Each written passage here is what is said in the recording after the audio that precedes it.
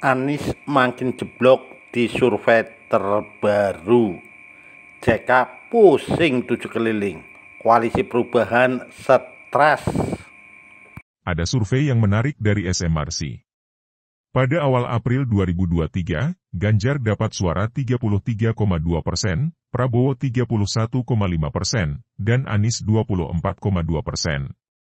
1 bulan kemudian, pada bulan Mei, Ganjar dapat suara sebanyak 39,2%, Prabowo dapat 32,1% dan Anies dapat 19,7%. Kalau ditarik kesimpulan, suara Ganjar naik paling drastis, sebesar 6. Suara Prabowo naik hanya 0,6 sedangkan Anies melorot minus 4,5%. Masih belum jelas kemana suara Anies yang hilang itu, mungkin ada yang tobat masal karena udah tahu topeng asli Anies. Koalisi Perubahan pasti makin pusing dengan survei ini. Mereka pasti paham, survei dari SMRC bukan survei kaleng-kaleng yang tidak perlu dipusingkan.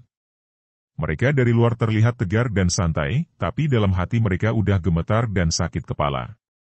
Mereka tampaknya sudah all out mati-matian banting tulang, tapi hasilnya tidak banyak berubah.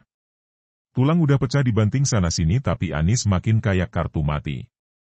Mungkin ini yang bikin para bohir masih ragu cairkan logistik. Kalau tidak ada peluang untuk menang, itu namanya kerja bakti. Sumbang logistik tapi kalah dan bahkan remah-remah roti pun tidak mereka dapatkan. Gak ada yang mau invest di bisnis yang potensi profitnya sangat kecil. Dalam politik, konsepnya juga sama. Satu-satunya hiburan yang mereka dapatkan adalah hasil survei lain untuk capres dengan pemilih di DKI Jakarta. Hasilnya Anies keluar sebagai juara pertama. Biarlah mereka senang dan enjoy sejenak. Kasihan juga kalau Anies terus-terusan langganan posisi 3. Kesimpulannya, semoga tren ini terus bertahan, biar Anies tidak usah ikutan pilpres. Kalaupun ikut, sudah pasti kalah dan jadi capres hiburan. Ada banyak yang berharap agar pilpres 2024 cukup 1 putaran saja agar hemat biaya. Anies pun tidak usah ikut, biar situasi lebih adem. Di mana ada Anies, di situ ada pendukungnya yang sebagian ugal-ugalan dalam berdemokrasi. Atau biar sekalian selesai semuanya dalam 1 putaran, silakan Prabowo gabung saja dengan Anies. Lagi pula ada rumor kalau Prabowo akan bertemu dengan SBY dan JK lagi-lagi ketemu SBY. Kenapa bukan ketemu AHY? AHY seperti bukan ketua umum, tidak dianggap dan seolah masih kayak anak kecil dalam politik.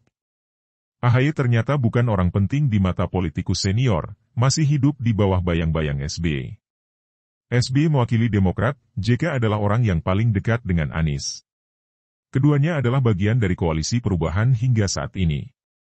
Manuver Prabowo ini bisa dianggap sebagai upaya untuk mencari dukungan. Tidak salah kalau orang-orang berpikir Prabowo mau duet dengan Anies meskipun agak bingung siapa yang mau ngalah sebagai cawapres. Kalau beneran mau duet, ini bukan hal yang mengherankan. Karena kalau Anies tidak ikut pilpres, suara dukungannya bakal pindah ke Prabowo, sama seperti pada pilpres 2019. Kalau Prabowo gabung dengan Anies, ini lebih bagus karena peluang mengalahkan duet ini jauh lebih mudah ketimbang skenario 3 capres. Dari sini kita bisa simpulkan, apakah Prabowo benar-benar sudah menjauh dari kubu sebelah atau sebenarnya bergabung dengan kubu pemerintah hanya untuk dapat restu dan dukungan dari Jokowi. Mengangkat Prabowo sebagai menteri adalah sebuah keanehan politik. Semoga saja Jokowi tidak salah langkah, yang berakibat Prabowo dapat panggung yang tidak semestinya. Soalnya, saya sudah banyak dengar komentar dari orang-orang bahwasanya Prabowo selama ini mengincar Jokowi sebagai perisai untuk mengawal dia menuju kursi presiden dengan mulus. Prabowo mungkin sadar dia tidak mungkin melawan arus dengan Jokowi. Hasilnya sudah terbukti, 2 kali kalah pilpres. Mau tak mau, harus ikut arus dan sejalan, biar dapat keuntungan berupa persepsi publik. Apalagi JK, sudah banyak orang yang tahu kiprah Bapak satu ini. Tujuannya mendukung Anies sudah ketahuan dari dulu. Baru-baru ini JK bicara tentang sesuatu yang kurang penting. Dia bicara soal ekonomi Indonesia yang 50% lebih dikuasai oleh etnis Tionghoa, padahal jumlahnya gak lebih dari 5%. Kalau dibalik, banyak yang tanya tuh, berapa persen bisnisnya menguasai ekonomi di wilayah Sulawesi.